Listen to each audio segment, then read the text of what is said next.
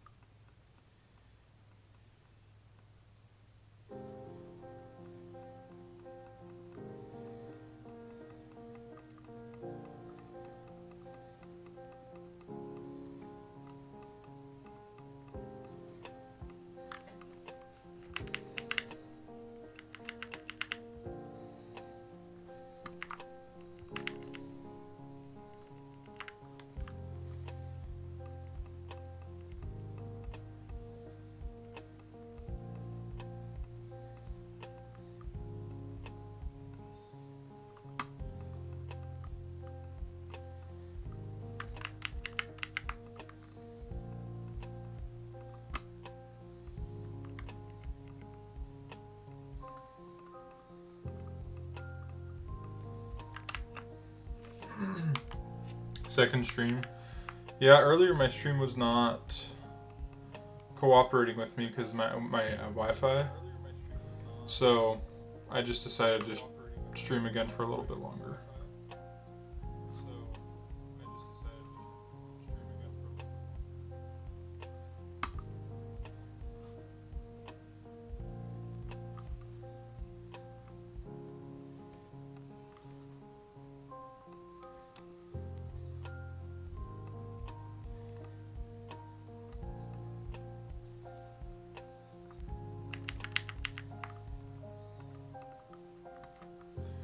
Okay, I think some...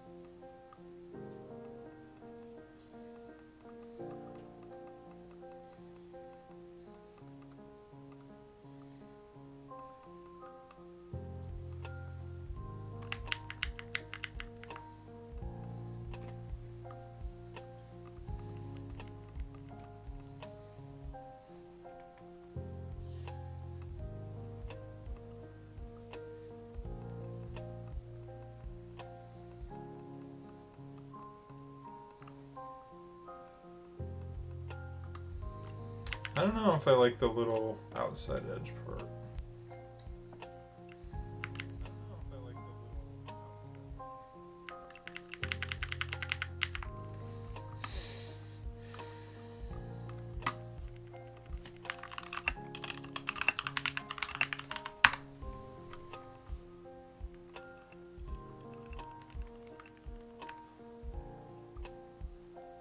Yeah, I guess I could do something like that.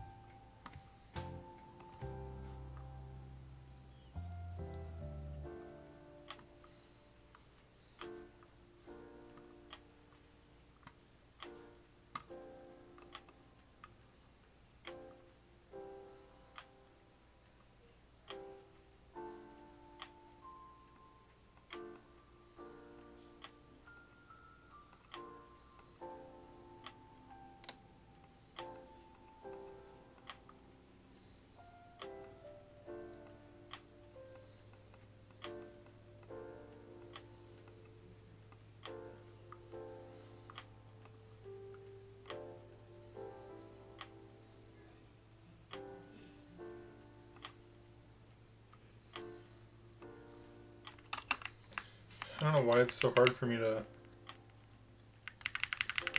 think. What if I did the symmetry tool, it might help.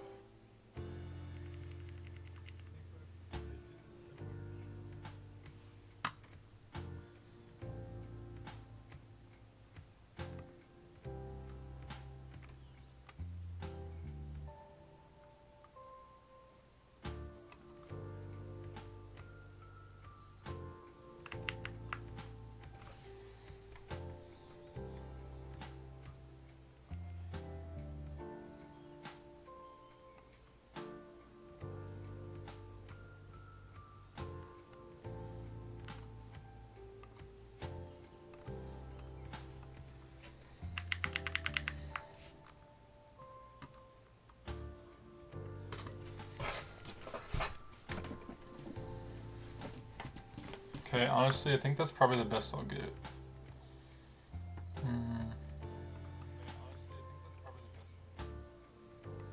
Gradient. Oh.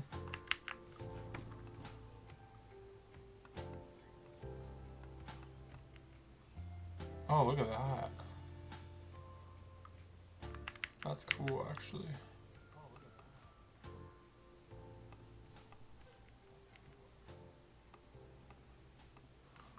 What if I did like a gradient with white?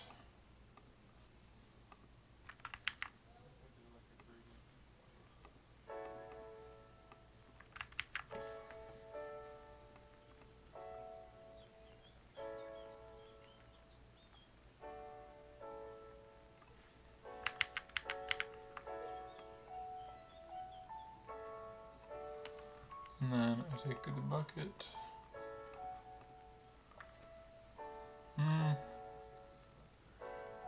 That doesn't really work.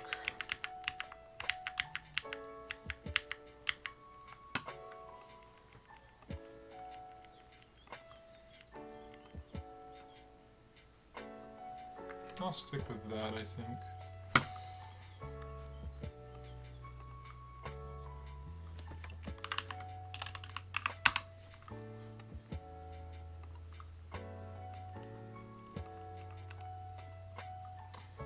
Okay, now I can go.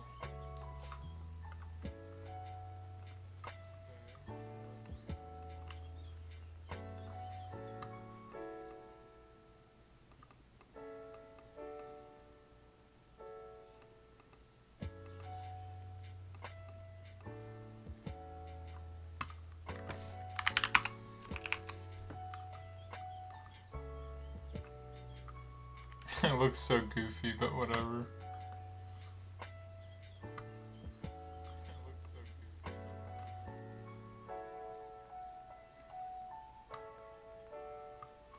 I think what I'll do too, instead of making my background black,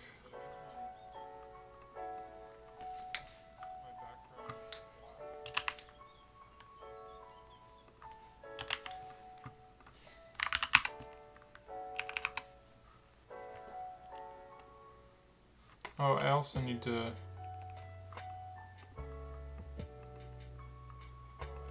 I actually need to make it transparent background, not.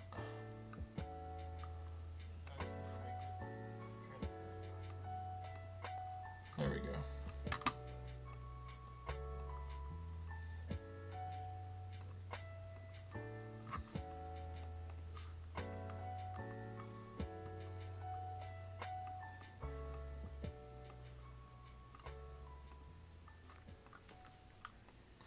And then let's see what.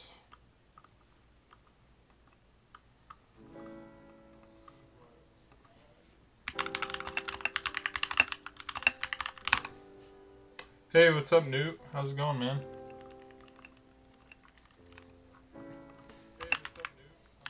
I'm just making some adjustments to the sprites that we're loading in.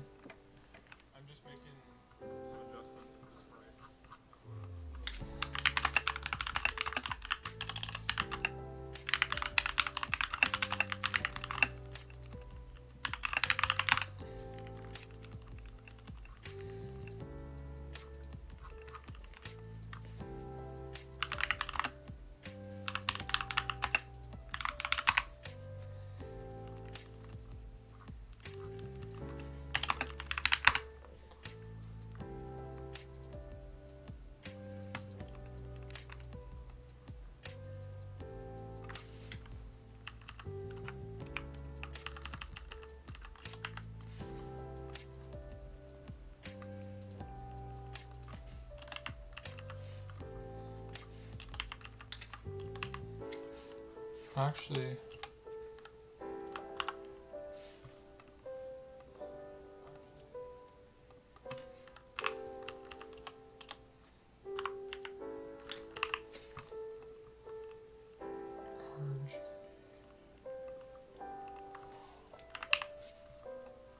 $230. Oops. And then 255, which I think is just... I could be wrong here.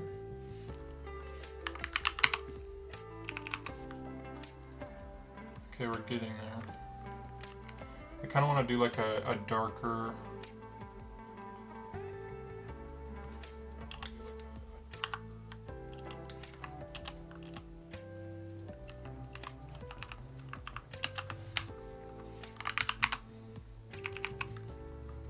Yeah, it's closer. We just need to make it...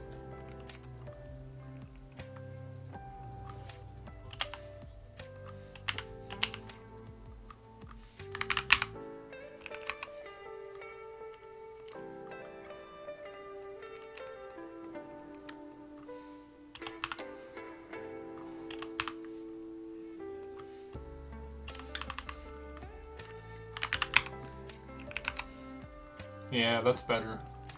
It's more of like a dark purple-y space color. I also think we need like a stars background, which I think I actually have from... I have from an existing project. Let me see.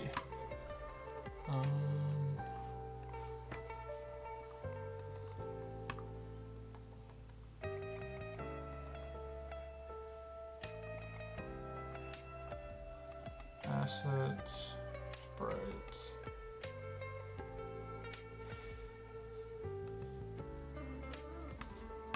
Yeah, this is kind of like a near stars and far stars.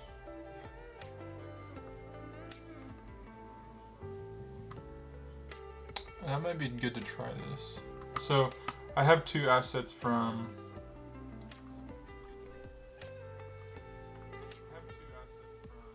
another game I made that I think I might just use here because they're, why not? I already have them.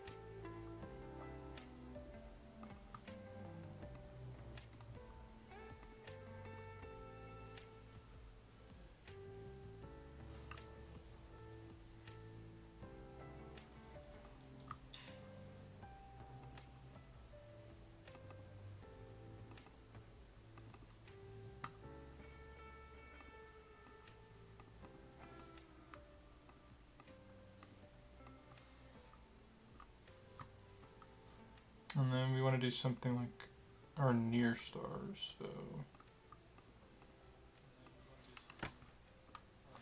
so what we'll do is basically we will take the sprite, which is like a bunch of stars, like pixels, and we'll spread, like we'll make them huge in the background, and then we'll spread them out across the entire like we'll enlarge, make them big and spread them out across the entire canvas area that we have.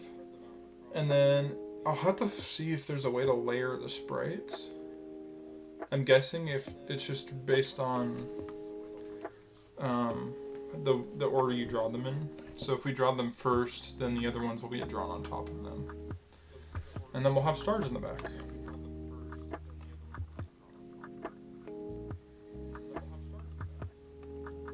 But I think the thing that I want to do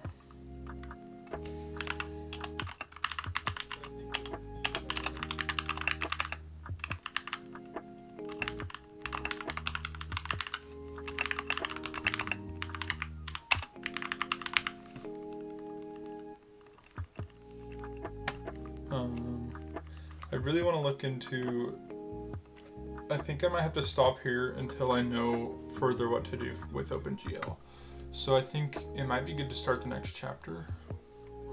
And then I can come back to asset loading where I can load some different stuff in. So I'll do a little bit of this next chapter for lighting.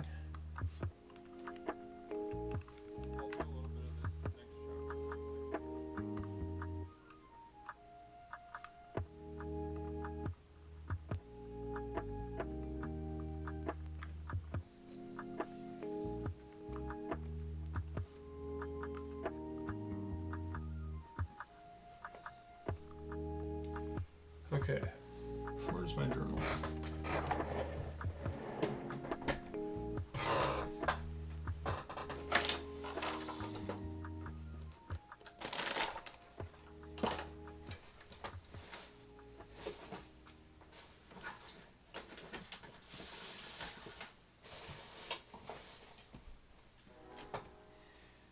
Oh, here it is.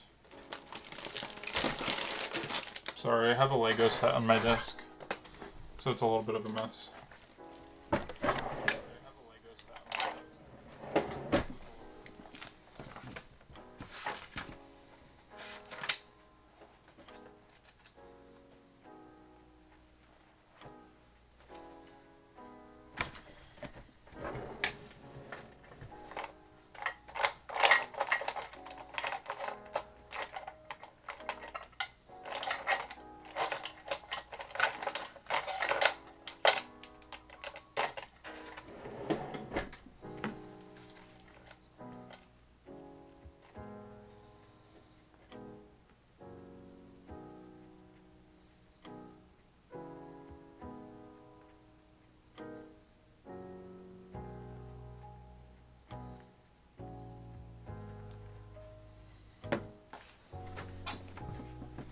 So the next chapter is colors, which, let me zoom in.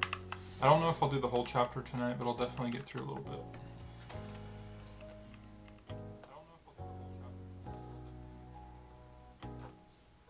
So we briefly used and manipulated colors in previous chapters, but we never defined them properly. Here we'll discuss what colors are and start building the scene for the upcoming lighting chapters. In the real world, colors can take any known color value, with each object having its own colors. In the digital world, we need to map the infinite real colors to limited digital values, and therefore not all real colors can be represented digitally. Therefore, colors are digitally represented using our red, green, and blue component. So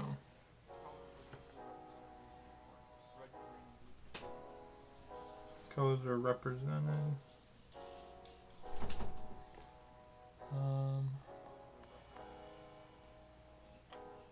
using a red, green, and blue component.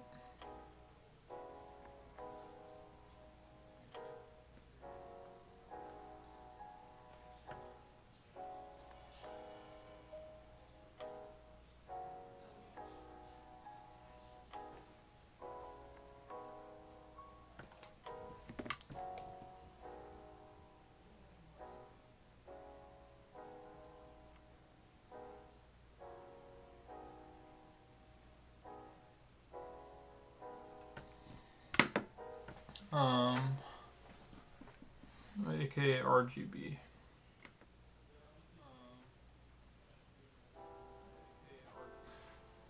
Using different combinations of just those three values within a range of 0 to 1 can represent almost any color there is. For example, get a coral color, we define the color as 1, 0.5, and 31. The object we see in real life is not the color it actually has, but the color reflected from the object. Interesting. Okay. The colors that aren't absorbed or rejected by the object is the color we perceive of it. As an example, the light of the sun is perceived as white light that is the combined sum of many different colors, as you can see in the image. If we would shine this white light on a blue toy, it would absorb all of the white colors, subcolors, except the blue color. Since the toy does not absorb the blue color part, it is reflected. This reflected light enters our eye, making it look like the toy has a blue color. The following image shows this for a coral colored toy where it reflects several colors with varying intensity. You can see that the white sunlight is a collection of all the visible colors, and the object absorbs a large portion of those colors. It only reflects those colors that represent the object's color and the combination of those that we can perceive. In this case, a coral color. Gotcha. Okay. Technically, it's a bit more complicated, but we'll get into that in the PBR chapters.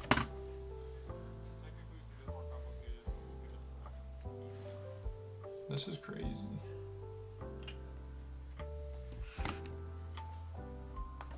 Give me 2 seconds, guys. I need to go charge a fan for my wife. 1 moment.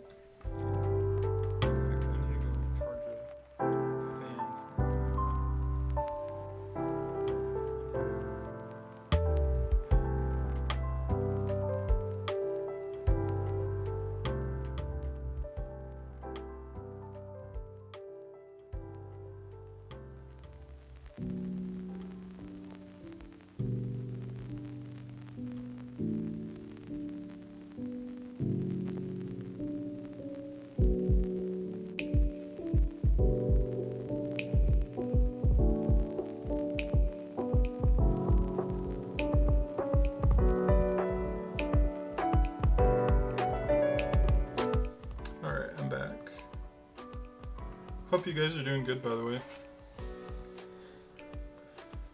These rules of color reflection apply directly in graphics land. When we define a light source in OpenGL, we want to give this light source a color. In the previous paragraph, we had white color, so we'll give the light source a white color as well. If we would then multiply the light source's color with an object's color value, the resulting color would be the reflected color of the object, and thus its perceived color. Let's revisit our toy, this time with a coral value, and see how we would calculate its perceived color in graphics land. We get the resulting color vector by doing a component-wise multiplication between the light and the object color vectors. Okay.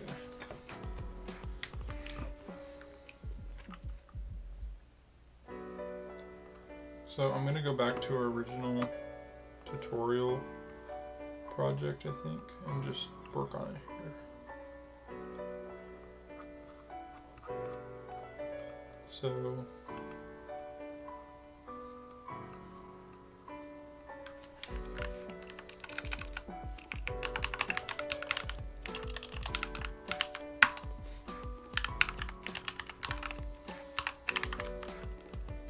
So this is for a coral.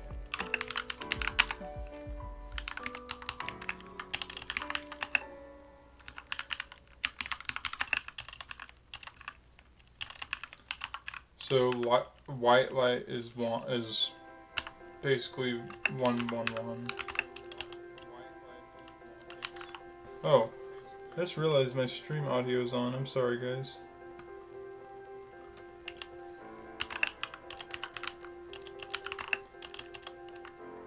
Like, it's probably echoing a little. And then we have our toy color.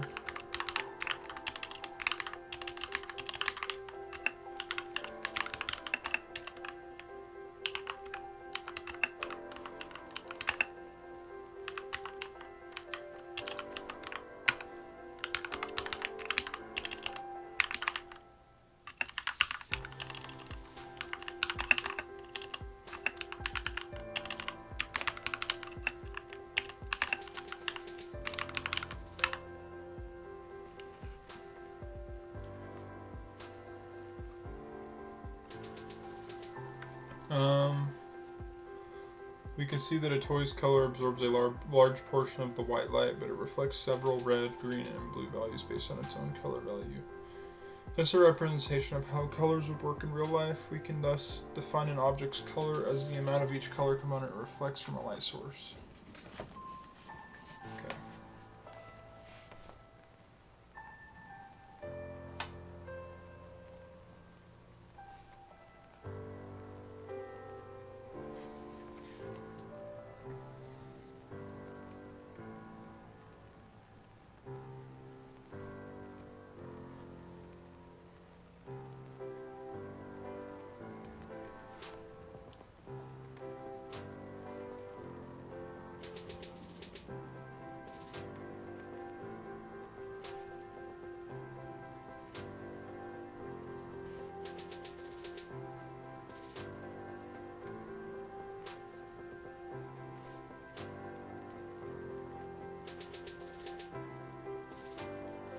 Now what would happen if we used a green light?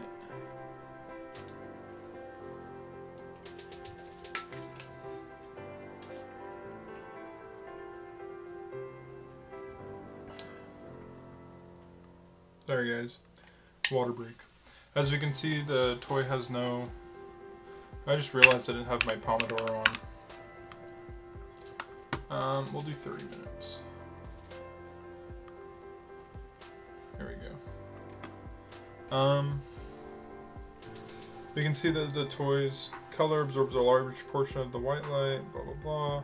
As you can see, the toy has no red and blue light to absorb and or reflect. The toy also absorbs half of the light's green value, but also reflects half of the light's green value. Or light's green value. The toy we perceive would then be a dark greenish color. We can see that if we use a green light, the only green color components that can be reflected and thus perceived. No red and blue colors are perceived. As a result, the coral object suddenly becomes a dark greenish object. Let's try one more example with a dark olive green light. So we have our light color, the toy color, and then, yeah. So as you can see, we get different, interesting colors using different light colors. It's not hard to get creative with colors, but enough about colors. Let's start building a scene where we can experiment in. Okay, so we have a lighting scene.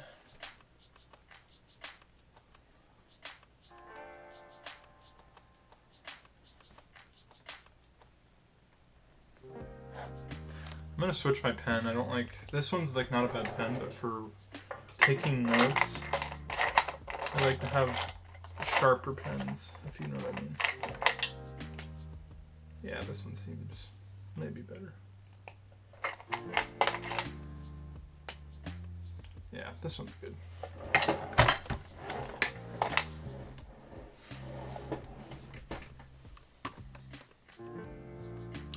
How are you guys doing today? Hope you guys are doing well.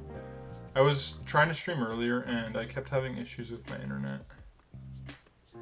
And that's why I had to end early, so that's why I'm trying to get what I can done today. So I just put Discord in the chat, by the way, so. Oh, I just realized one sec. No, that's not what I wanted to do.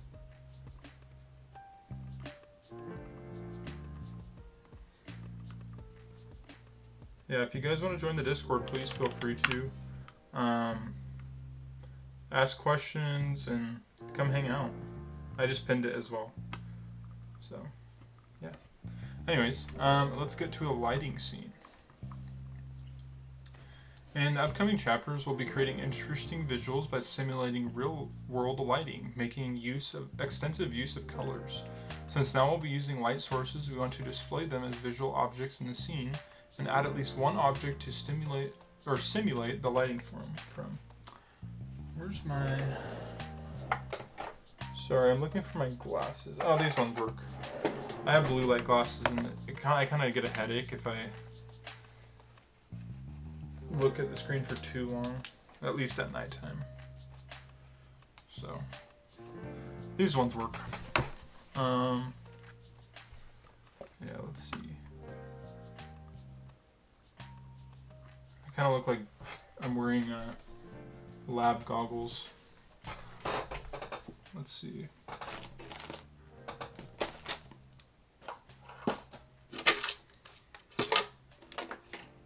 Aha, here we are.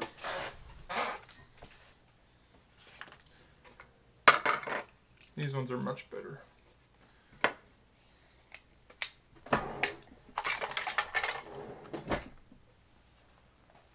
Okay, so the first thing we need is an object to cast the light on, and we'll use the infamous container cube from the previous chapters. Okay, so first thing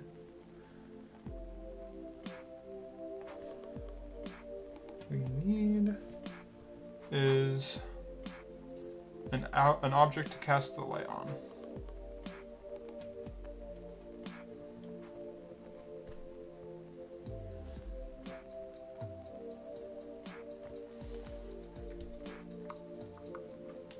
Okay. So we'll use the cube from the previous chapter. We'll also be needing a light object to show where the light source is located in the 3D scene. For simplicity's sake, we'll represent the light source with a cube as well. We already have the vertex data, right? So filling a vertex buffer object, setting the vertex attribute pointers and all that jazz should be familiar for you by now. So we won't walk you through those steps.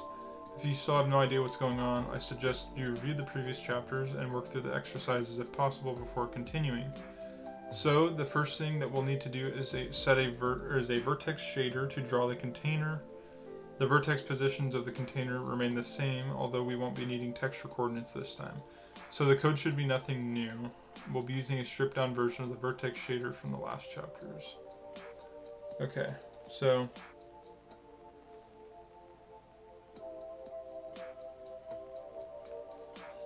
we'll need a light object as well.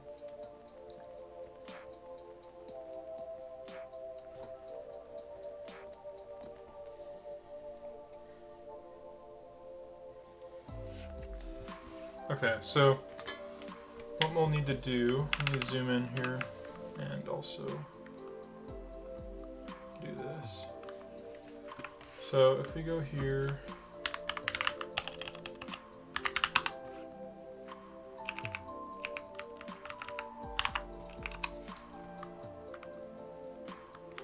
so this is where we have our positions for our existing cubes, but I think what we'll need to do is put like a light like kind of up here somewhere. So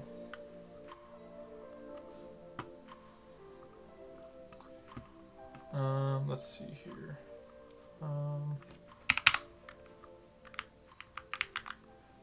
Trying to think. Wish there was a way for me to like look at the scene and, well, I'm sure there is, but my mouse is stuck to the window, so I'll have to close that. So what we'll need here is we have our vertices. We can honestly probably change one of these vertices to like one of these cube positions to be the light source. That's what I'm thinking, at least. So it says we'll need a light source. So, okay. I guess what we'll do is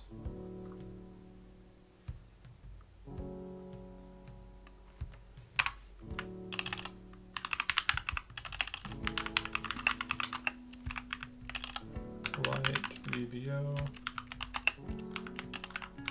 light VAO, light VBO.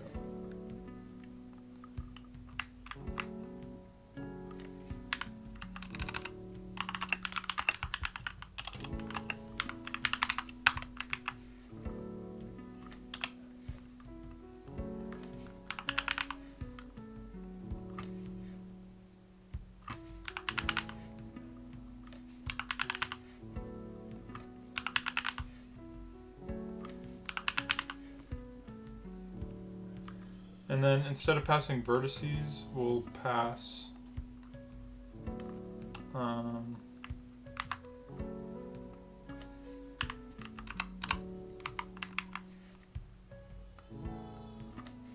light object.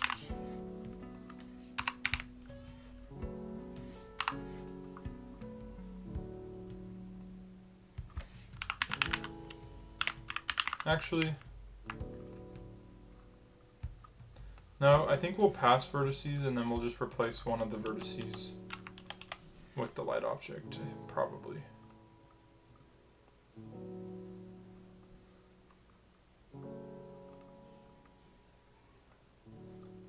That's my thought, maybe. And then we're not loading a texture.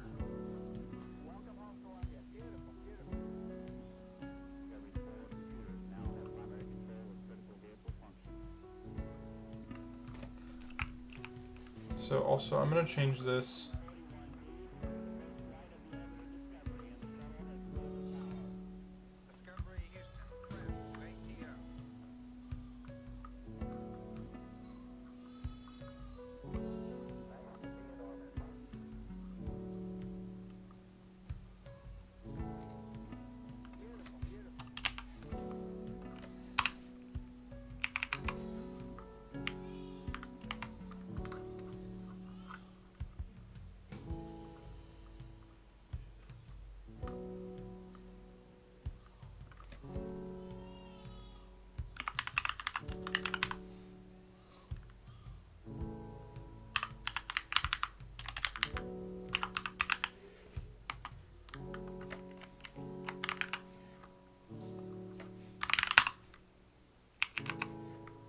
There we go. Okay. So we have our Minecraft grass. So what we'll do is we'll stick with this because it's just an easier contrast to like be light on, I think. And I'm thinking this block right here that we're looking at can be our light source kind of, because it's kind of up in a corner. Actually, no, this one up here would be good because it kind of can shine down if we point the direction. Probably doesn't matter as much as long as we know that it's getting drawn, but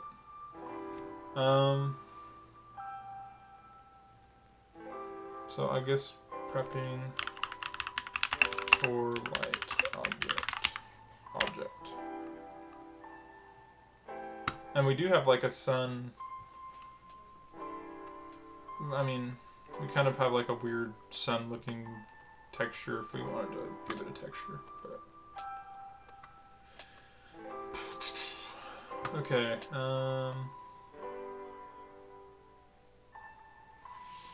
The next thing we'll need to do is a vertex shader to draw the container. The vertex positions of the container remain the same, although we won't be needing texture coordinates this time, so the code should be nothing new. We'll be using down a stripped down version of the vertex shader. So what we're going to do here is we're temporarily going to not worry about the texture coordinate.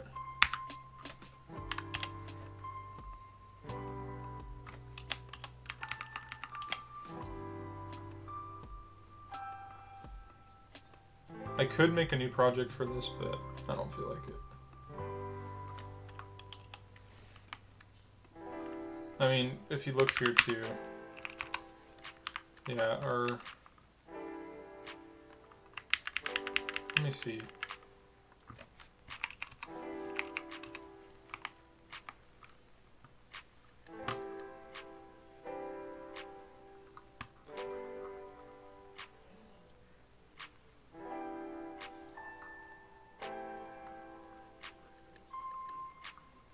So I guess, yeah, we don't need to really worry about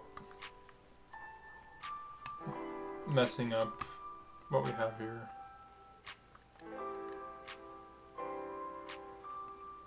So let's just go ahead and delete it.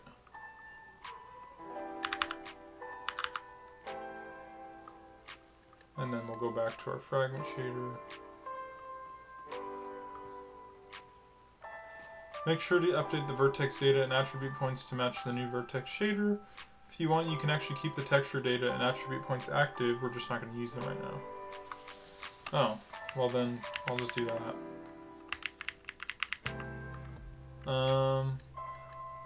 Because we're also going to render a light source cube, we want to generate a new VAO specifically for the light source.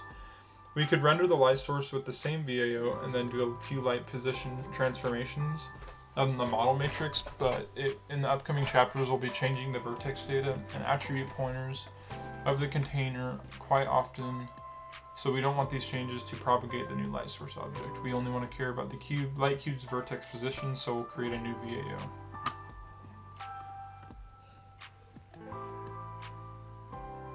Okay, so given that, then we have our light object.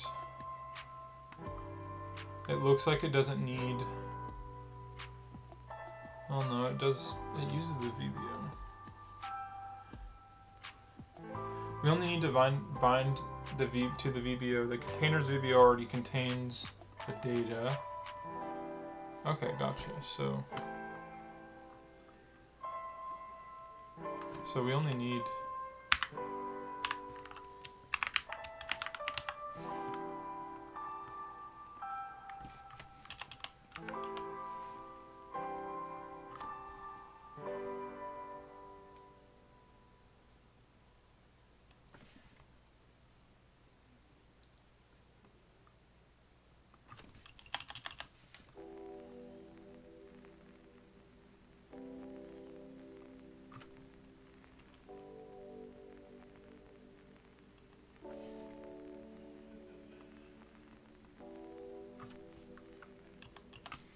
Then we have our buffer data. Okay, vertex attribute pointer. And then this will be 3 because we're not using texture coordinates. So whatever we're reading from is different.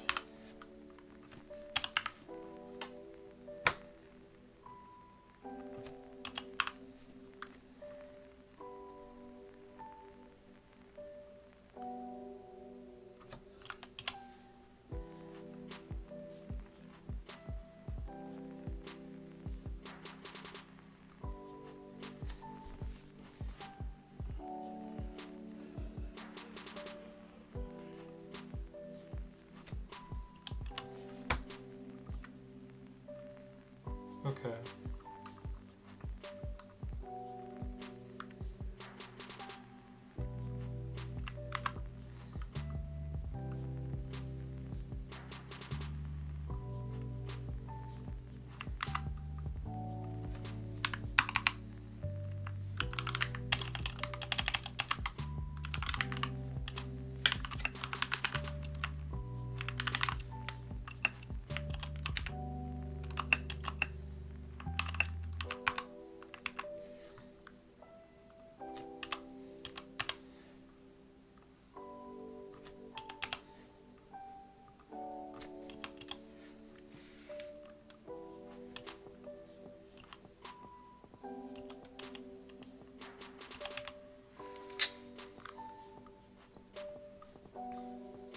Don't know if this is going to work right now, but I'll fix it in a little bit.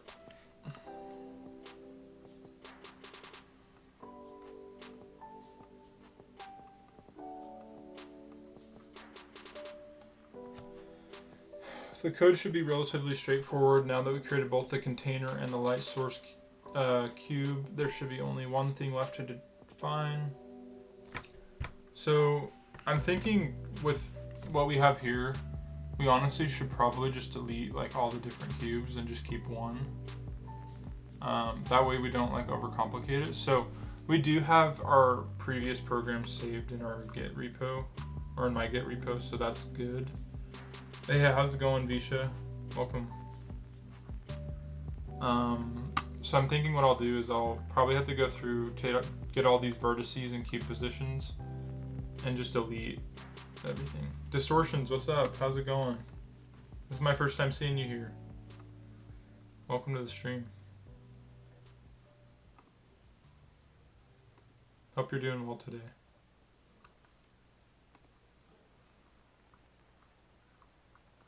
We're just working on OpenGL right now. So what we have right now is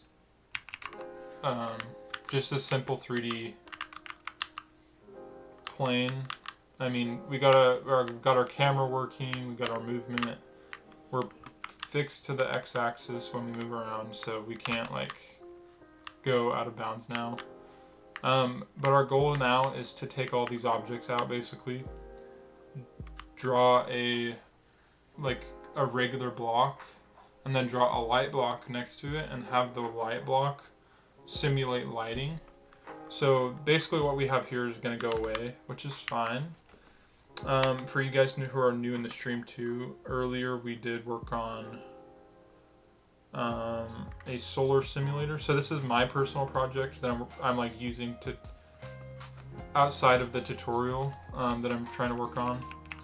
And basically, it's really simple right now, but I'm basically building a solar system simulator where I'll have the sun in the middle, and then all of the different planets, which I'm hoping to find a way to scale each of the planets to the correct size so that like they're accurate.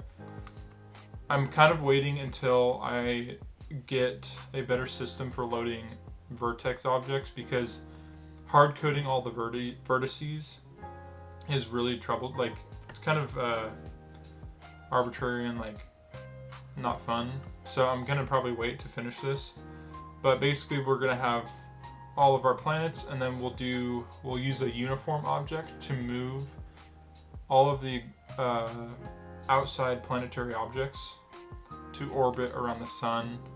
And then who knows, maybe if we can learn some of the stuff we have with the lighting, we can have light shine around each of these planets if we update the textures to have like different, I don't know, it'd be kind of cool to have like, based on the angle, the light changes, which we would need to like update the sprite to animate for different positions.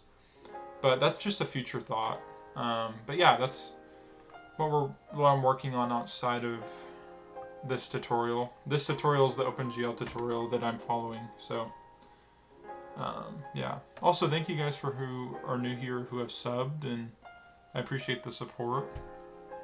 And also feel free to join the Discord. It's in the description. So it's in the description and in the chat. I try and stream every day if I can, but it's kind of been on and off. I just finished my degree this week, so kind of just taking a little break in general.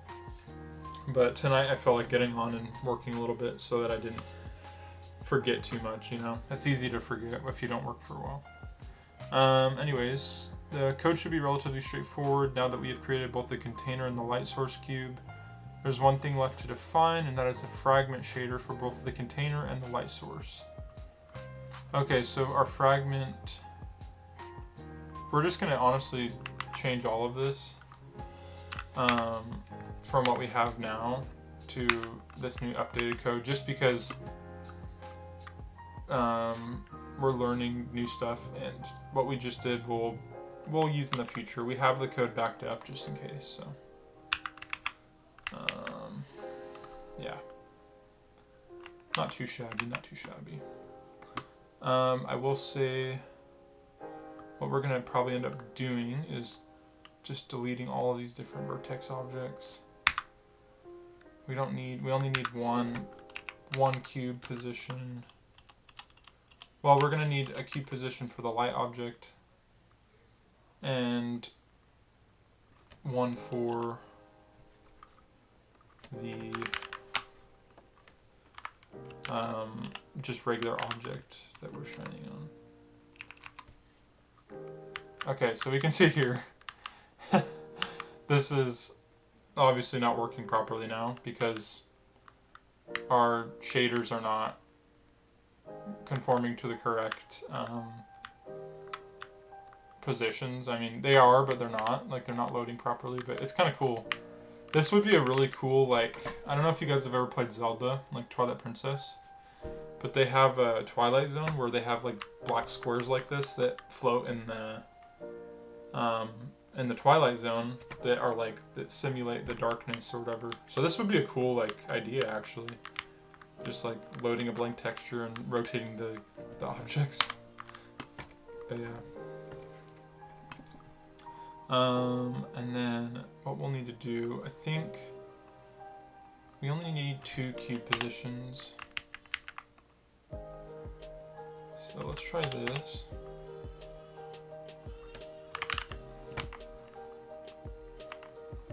I will be done here soon for the night, but oh wait, that's not what I wanted. So it looks like this is just drawing all of them in one spot now. So let's just delete our cube positions actually.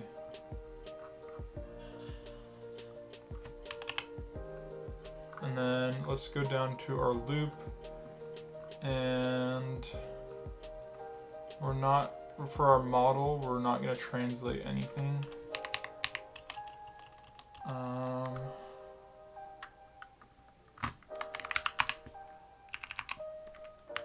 This just is still taking a blank object,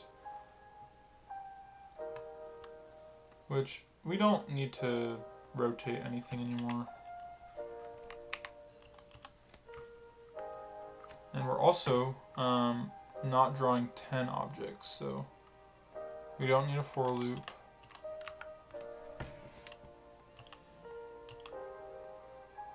And we don't need that angle there.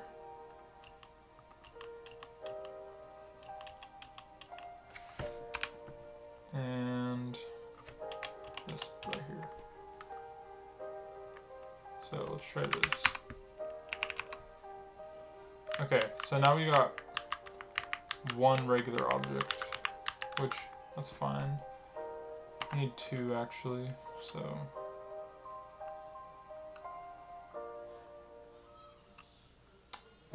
I'm trying to think. We have our light color and our object color. That's right. We need to define those. So our light color is, this one is just white, and our toy color is 1.5. So it's like color, or coral. It's like a coral color. So let me think. We don't need this.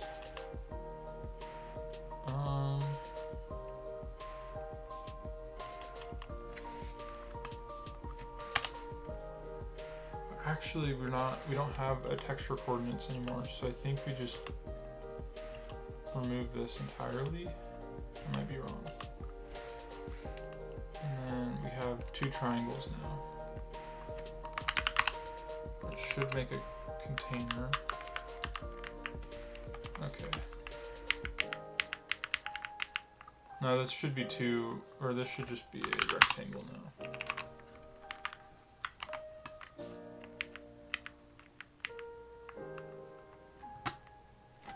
Let's see, is C++ your first language? Python was my very first language, and it never really stuck with me in the same way that C++ does. And that's just because, I don't know. I didn't really try that hard at the beginning of college. And then once I started learning C++, I was like, dang, this is like cool stuff. And I like C a lot too. I'd say like C is definitely one of the better, like it's probably a better language overall, but like C++ is more modern when it comes to just where it's used. It's used everywhere. Plus game development, you use C++ everywhere. Especially if you're making your own engine, which I will be doing eventually. But I gotta learn this stuff first, so. So, let's see.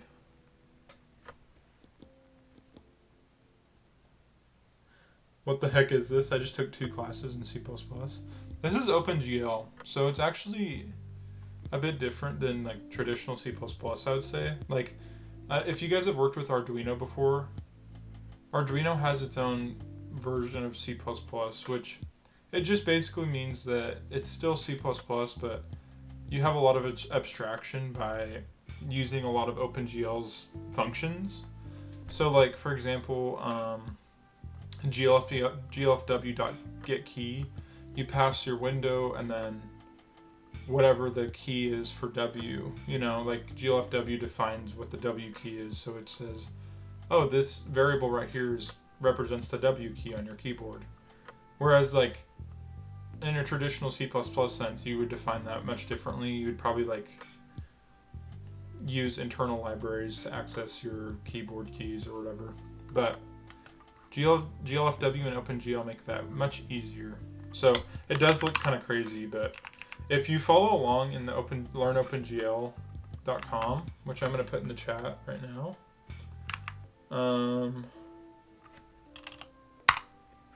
it's pretty easy. Well, not easy, but you know what I mean. Like it's pretty straightforward once you get to where I'm at. Like you'll understand what's happening. C and Windows API. Yeah, exactly. C, Windows, like if you, depending on your operating system, you'll have different ways of making windows or drawing stuff on the screen. OpenGL is just very beginner friendly for people who know C++, so that's nice. Let's see here. So we don't have a texture now. So let's see. Oh yeah, we need to don't forget to use the corresponding shader program first to set the uniform. So if we go to our shader, we now have a light color and an object color. And then in our vertex, we lighting shader.use. Oh, I think we need to make the shader. Oh yeah, I got it. I think I got it. So instead of saying use shader.use, we do well, we do use shader.use, but we also do shader.set vec3. It's not what I wanted to do.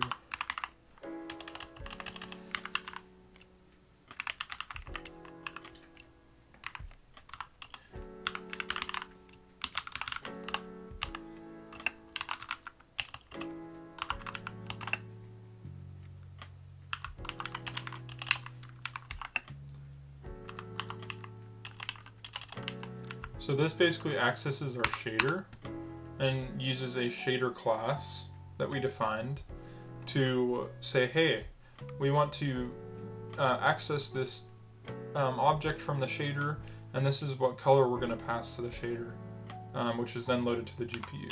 So set vec3, and a vec3 is basically a vector that has 3 positions, so x, y, and z. Whereas you also typically see a vec4, which has RGBA, that also includes a color, an alpha value, which is used for transparency. So oftentimes we'll see like, hey, we want to have an object. We probably want to give it an alpha value as well, so that if, like, for example, we have glass can still have a color like blue or like a light blue, but we also can make it super transparent so it looks better. What did I do? Oh, I put that there wrong. And then this shouldn't work actually, because I think I need to change a few things still. Actually, no, that does work. Okay, so we do have our first object being drawn correctly, which we do need to make it a cube instead of a flat plane. So I believe I messed something up there. And I'm also going to delete all this because, yeah, we don't really need all that. Let's see.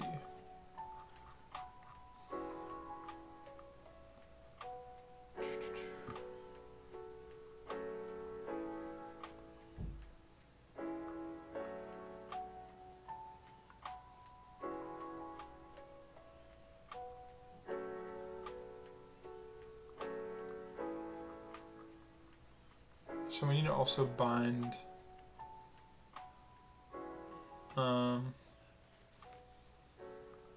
since we're not actually using textures, so we're not going to have to bind our textures right now, but we do need to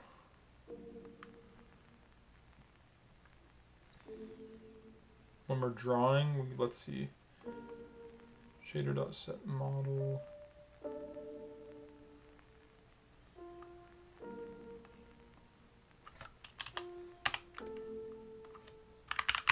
I'm just going to have to go through and remove the code that's not being used actively.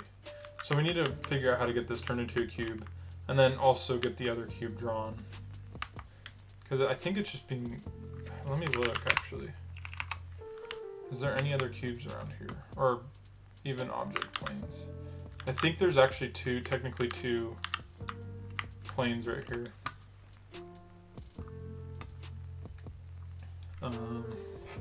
Let's see. Oh dear. There goes my journal. That's fine. Whatever. Okay, I'm gonna probably be done here in a sec, guys. Let's see, how many...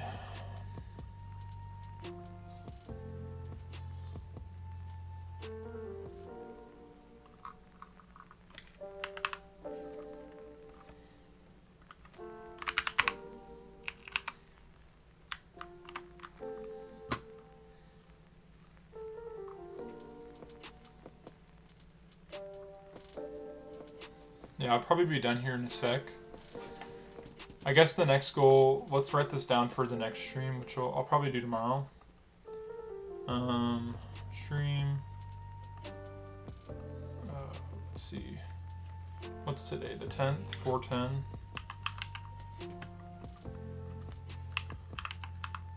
2026. Goals for next stream. Let's see. Just looked at C++ ranges and already got confused. Reason I stay loyal to C# and Python and Godot and GDScript. Yeah, that's fair. I mean, that's another thing is like, there are going to be tools that will be objectively better for the job. So like, for example, game development, you have, there's a reason why people have game engines that already have things handled for you. For example, like Godot, you can use C# or GDScript, and that's one of the greatest things. I love Godot. I'm learning this stuff not because I know it's better, objectively better, but because I will learn it and understand every aspect of it a lot better than what I would when I'm using like Godot components. Like for example, I would make my scenes by hand rather than just import a scene, a scene TCSN or whatever the file is called. That's why I would say that there's benefits to doing this stuff in C++ is because you learn the control and you learn a lot about how to improve what you're working with. I would say definitely like C# is amazing though. I love C# for game dev especially. And Python obviously is great too. And it's not that I dislike any other game at all. So we want to get our light object drawn, get our object fixed to a 3D cube instead of 2D, and clean up the code. So these are our goals for the next stream, which got those right here. I'm actually going to close this. So we're going to come back to this tomorrow. Got a start on lighting. Let's see here. Let's see. Do you have your own graphics software? I know a lot of C++. I know a lot of C++ devs make one with C++. Kind of. It's not really my own. I'm just using OpenGL, which is a graphics framework. It basically just is like a toolbox where you have to choose what tools are good for the job. So that's kind of what most people do is they don't make it from scratch. They use existing libraries that are tested and work, and then they make things their own unique way. That's kind of what I'm planning on doing is like, I'm not going to make my own graphics framework from scratch, but I'm going to make my own game engine that utilizes that, which will be good. So, yeah. But I think that is my cue for tonight. If you guys are new here, please feel free to sub. Feel free to like the stream and join the Discord. It's in the chat as well as in the description. My name is Jessen. I am a software developer. I just got my bachelor's actually like today, which is awesome. And I'm working now on learning OpenGL and graphics programming for the eventual future when I make my own game. This is kind of my hobby. In real life, I do a lot of project management as well as software development for work. But I like C++ when it comes to what I'm learning from it. I think in the future I want to try Rust as well as C#, more C#, different game dev tools that are existing and popular. But right now I'm having a blast with C++ and OpenGL. So yeah, feel free to sub if that sounds like something you guys like. I appreciate all the support you guys have given. It's been really fun streaming here. And I should be back tomorrow, and join the Discord for updates on that as well. So yeah, have a wonderful rest of your night, guys. I will talk to you later.